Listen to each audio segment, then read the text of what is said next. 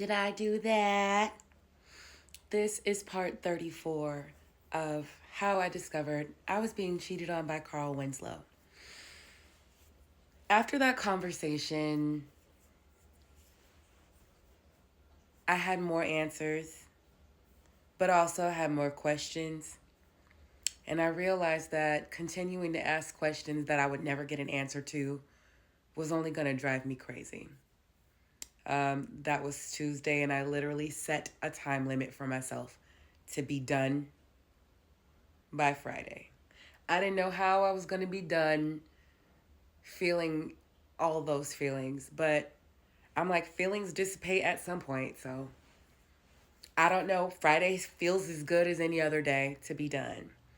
And at that point, I just prayed and meditated daily.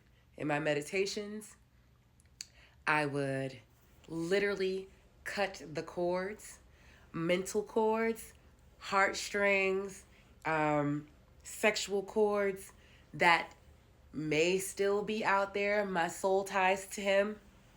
Cut all that shit off. I saged the fuck out of my house. I ain't even no sager, but I saged my whole house myself, every corner, and I said all of the things to get that energy up out of here. And I started making these videos to process. I mean, I don't remember what day I started making them, but I made these videos to process. Because when something like that happens, it's really hard to make sense of it all.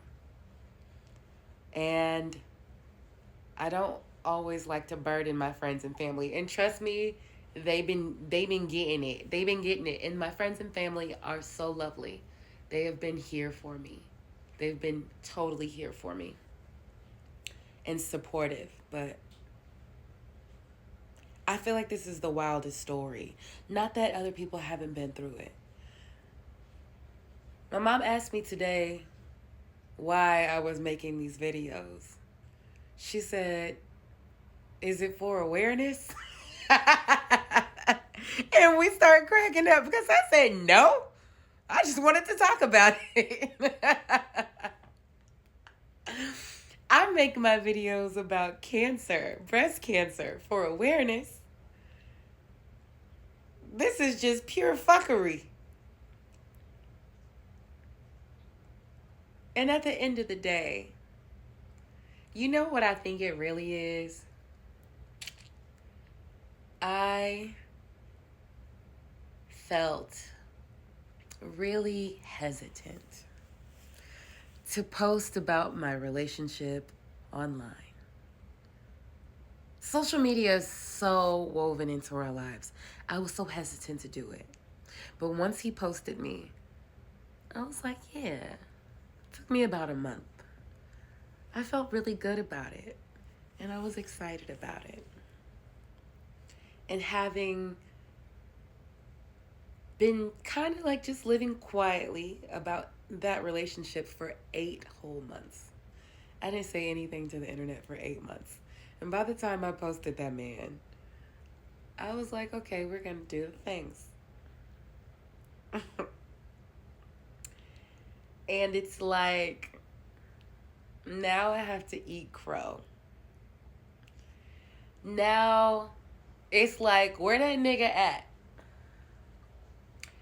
And instead of people asking me one by one, instead of me feeling embarrassed every time I have to say, found out, because whatever. I just felt like I could kill a couple of birds with one stone. Now, there was one thing that was left that I didn't feel good about. And that was the fact that his daughter was supposed to spend the holiday with me and my line sister's family. And I don't have any control over what he said to her or why the plan had changed. And I didn't expect a response, but I definitely sent a text message to her. It was tactful. I didn't say, yo, daddy, nah. But what I did say was that I was looking forward to seeing her. That was true. That I acknowledged some things she had shared with us when she first met me about her reservations about meeting me. I acknowledged that. And I simply said, your father is not who he presents to be. And I'm sorry that he introduced us only for it to be goodbye. She's very talented. I told her I would support her anytime that she has something going on here. But at 21, you deserve an explanation and you deserve an honest one.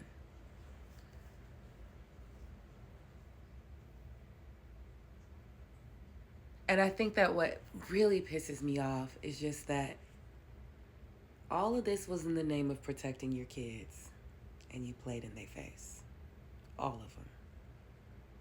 Especially the oldest. Leave them kids out of it. Leave these other women out of it. And leave your baby mama out of it.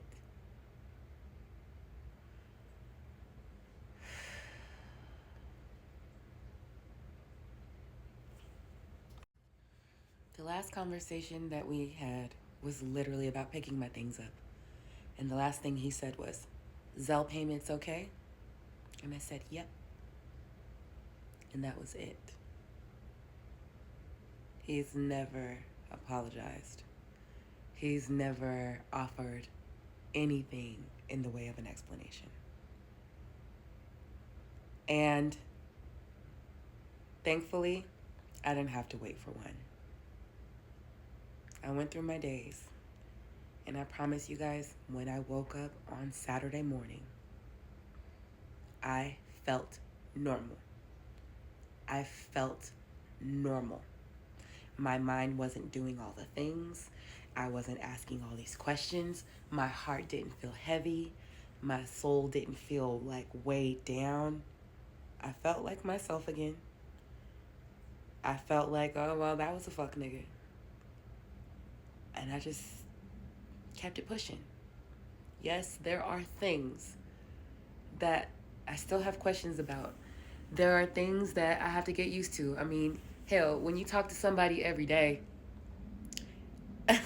then that's just one of those things like, ah, man, my phone is quiet. And that's okay. That is totally okay.